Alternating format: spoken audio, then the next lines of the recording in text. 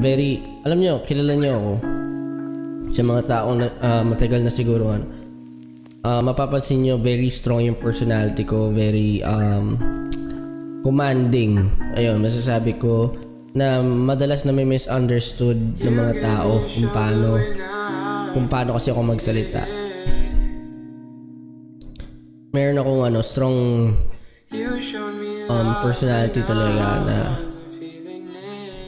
meron akong strong personality talaga na feeling ko syempre